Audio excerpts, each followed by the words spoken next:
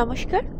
আমাদের আজকের গল্প অভিজ্ঞান রায়চৌধুরীর নিছক একটু ভয় দেখানো। ব্যাঙ্গালোর থেকে কলকাতার ফ্লাইটে উঠেই শান্তনু টের পেল ফ্লাইটটা বেশ ফাঁকা। সামান্য কিছু যাত্রী ছড়িয়ে ছিটিয়ে বসে আছে, হয়তো বেশি রাতে কলকাতা পৌঁছাচ্ছে বলেই লোক কম। শান্তনুর নিজের সিটটা প্লেনের মাঝামাঝি, আইল সিট, অর্থাৎ প্যাসেজের ঠিক পাশে। সিটের দিকে এগোতেই শান্তনু দেখতে পেল ওই রোতেই ওর পরের সিটটা ছেড়ে জানলার ধারের সিটে এক ভদ্রলোক বসে আছেন, জানলার দিকে মুখ করে। শান্তনুর বসার সময় একবার মুখ ঘুরিয়ে তাকালেন। বয়স 50-এর ওপর, পেঁচায় মোটা, প্রায় সারা মাথা জোড়া টাক, গোল গোল চোখের ওপর একটা পুরনো স্টাইলের ভারী চশমা, গায়ে ঢোলা চেক হাফহাতা জামা।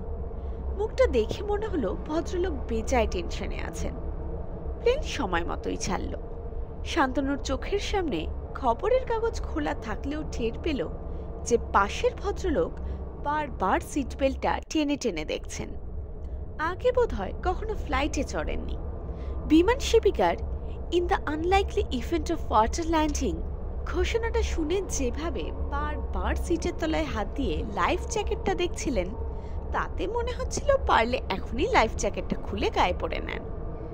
প্লেনটা যখন রানওয়েতে ছুটতে শুরু করলো, ভদ্রলোক দু হাতে সিটের হাতল দুটো আঁকড়ে ধরলেন। মুঠো তখনই আলগা হলো যখন প্লেন মধ্য গগনে। সিট বেল্ট সাইন চলে গেছে। ভদ্রলোক তবু ওনার বিশাল দেহটাকে বেল্ট দিয়েই বেঁধে রাখলেন। শান্তনু চিরকালই মজা করতে ভালোবাসে। যখন কলেজে পড়তো তখন নানা ধরনের নতুন নতুন র্যাগিং এর উপায় ভেবে বার করত। এখনো মজা করার সুযোগ পেলে ছাড়ে না। ইচ্ছে হলো পাশের লোকটাকে নিয়ে একটু মজা করা যাক। আপনি কি ব্যাঙ্গালোরে থাকেন? লোকটা চমকে উঠে ঘাড় ঘোরালো। আমাকে বলছেন? হ্যাঁ, বলছিলাম ব্যাঙ্গালোরে কি বেড়াতে এসেছিলেন? হ্যাঁ, তা বলতে পারেন, বেড়ানোই বটে। আজব লোক তো, সরাসরি উত্তর দেয় না। শান্তনু ফের বলে উঠল, তা আপনি প্লেনে উঠতে একটু ভয় পান দেখছি, প্রথমবার? লোকটা একটু অপ্রস্তুতের হাসি হাসল। বিজ্ঞের হাসি হেসে শান্তনু বলে উঠল, হ্যাঁ, আমি রেগুলার চাই। কে প্রথমবার উঠে ভয় পাচ্ছে তা দেখলেই বুঝতে পারি। আপনার ভয় লাগে না? কতই তো অ্যাক্সিডেন্ট হয়। ভদ্রলোক বললেন। প্রথম তো একবার ভয় লাগতো, এখন অভ্যেস হয়ে গেছে। তবে এই তো জীবন, আজ আছি কাল নেই, ভয় করে লাভ কি? মোটা লোকটা মাথা নেড়ে দীর্ঘশ্বাস ফেলল। ঠিকই বলেছেন। আর চিন্তা করে হবেই বাকি। ধরুন প্লেনের টায়ারটা ল্যান্ড করতে গিয়ে বার্স্ট করলো, ব্যাস কয়েক সেকেন্ডে শেষ। কিছু করার আছে? লোকটা গোল গোল চোখ করে সায় দিল। শান্তনু বুঝল ওষুধ ধরেছে। ফের বলে উঠল, তবু চিন্তা হয়। আপনারও হবে জানি। এই তো কলকাতার অবস্থা, ল্যান্ডিং করবে, তার জন্য এয়ার ট্রাফিক কন্ট্রোলগুলোকে এতগুলো প্লেনের সঙ্গে যোগাযোগ রাখতে হয়। কে কোন উচ্চতায় থাকবে, একটু ভুলচুক হলেই। পাশের লোকটা চুকচুক করে একটা দুঃখসূচক আওয়াজ করে উঠল। ঠিকই, আজকাল যা অবস্থা। শান্তনু আবার বলল, হয়তো ঘুমিয়ে পড়ল, বেশিক্ষণ না হলেও হবে, মিনিট 2-3 হলেই হলো। এর ওর সঙ্গে ধাক্কা, কত যে অ্যাক্সিডেন্ট হবে, তাই না? ঘুমিয়ে পড়বে? কেন ঘুমাবে না বলুন? ওরাও তো মানুষ। তাছাড়া এরাও তো বেশিরভাগই সবে প্লেন চালাতে শিখছে, সব শ্রেণী। এখনো অর্ধেক যন্ত্রের ব্যবহার জানে না। বলেন কি? নয়তো কি, এই তো আমার এক বন্ধুর ভাই কো পাইলট, এখনো পাইলট হওয়ার পরীক্ষা পাশ করেনি। নিয়ম মাফিক ও চালাতে পারে না, কিন্তু কে দেখতে যাচ্ছে বলুন? সে কি, তবে ওদের সঙ্গে অভিজ্ঞ পাইলটও তো থাকে, তাই না? শান্তনু হেসে বলে ওঠে, বেশি অভিজ্ঞ আর কি। মিস্টার আগরওয়াল গত 35 বছর এয়ার ইন্ডিয়ার পাইলট। আমার সঙ্গে ব্যাডমিন্টন খেলেন, শাটলই দেখতে পান না, চোখে ছানি। দুদিন শাটল ভেবে আমার মাথায় মেরেছেন। রিটায়ার করেছিলেন, আবার চালাতে হচ্ছে। পাইলট নেই, প্লেনগুলো বসে যাবে। না, এ তো ভারী চিন্তার কথা। ভদ্রলোক প্রায় সোজা হয়ে বসেছেন, বুড়িটা সিট বেল্টের সঙ্গে যুদ্ধ করে যাচ্ছে, হুঁশ নেই। আর এসব প্লেনের মেনটেনেন্স জানেন সে কথা? শান্তনু একটু বিজ্ঞের হাসি হেসে বলল, আজ প্লেনে ওঠার সময় আলীকে দেখলাম, প্লেনের ইঞ্জিনগুলো চেক করছিল। তাও ভালো, যাক ইঞ্জিনটা তো চেক করেছে। ধুর, ওই আলীকে আমি গত 15 বছর ধরে চিনি।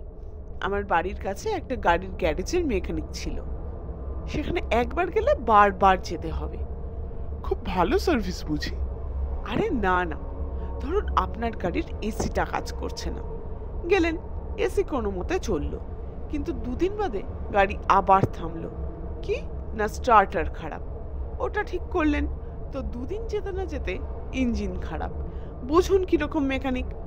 তাও তো সেটা অ্যাম্বাসেডর গাড়ি ছিল, ও জেট ইঞ্জিনের কি বুঝবে বলুন? ভদ্রলোক এয়ার হোস্টেসকে ডেকে একটু জল নিলেন। শান্তনু আশ্বস্ত করল, তবে সবই ভাগ্য, সব সময় যে প্লেন অ্যাক্সিডেন্ট হবেই এ কথা বলা যায় না। হয়তো সেজন্যই আমরা আজ কলকাতা পৌঁছাবো। ভদ্রলোক জলটা শেষ করে বলে উঠলেন, ঠিকই, সবই ভাগ্য। আমি আবার যেখানেই যখনই উঠেছি সেটাতেই অ্যাক্সিডেন্ট। বাসে করে দীঘা যাচ্ছিলাম, বাস আর ট্রাকে মুখোমুখি ধাক্কা, হাতের হাড় ভাঙলো, প্রাণে বাঁচলাম। ট্রেনে পুরী যাচ্ছি, বেলাইন হয়ে 4টে বগি ছিটকে পড়লো, জানলা ভেঙে আমাকে বার করা হলো, কোনো মতে বাঁচলাম। 2 বছর আগে প্লেনে প্রথম চললাম, সেই আবার অ্যাক্সিডেন্ট। শুনেছিলাম পাখি ঢুকে ইঞ্জিন বিকল করে দিয়েছিল, ভাবুন। শান্তনু এতটা আশা করেনি। ভদ্রলোকের ভয় পাওয়াটা স্বাভাবিক। এরকম ভয়াবহ যার অভিজ্ঞতা, একবার ঢোক গিলে ও বলে উঠল, বেঁচেছেন এটাই যথেষ্ট। প্লেন অ্যাক্সিডেন্টে কজন বাঁচে বলুন? ভদ্রলোক এই প্রথমবার বিগলিতভাবে হাসলেন। বেঁচেছি কে বলল? কেউই বাঁচেনি, তবে প্লেনে চড়ার শখটা যায়নি। বলে না, অপূর্ণ ইচ্ছা। যখনই কোনো প্লেনের ইঞ্জিন খারাপ হবে জানি, চড়ে বসি। কথাটা শেষ হতে না হতে শান্তনু হঠাৎ খেয়াল করল বাইরে যেন কিসের একটা প্রচণ্ড আওয়াজ। হঠাৎ করে প্লেনের ভিতরের আলোগুলো কেঁপে উঠে নিভে গেল। একটা অ্যানাউন্সমেন্ট হলো, ফাস্টেন ইওর সিট বেল্ট। অ্যানাউন্সমেন্টটা শেষ হলো না। চারদিকের আর্ত চিৎকারের মধ্যে শান্তনু বুঝতে পারল প্লেনটা প্রচণ্ড গতিতে নিচের দিকে নেমে যাচ্ছে। জ্ঞান হারানোর আগে দেখল জানলার ধারের সিটে বসা লোকটা তখনও হেসে যাচ্ছে। এই ছিল আমাদের আজকের গল্প। যদি আজকের গল্প আপনাদের ভালো লাগে তাহলে অবশ্যই ভিডিওটাকে লাইক করুন এবং চ্যানেলটাকে সাবস্ক্রাইব করুন।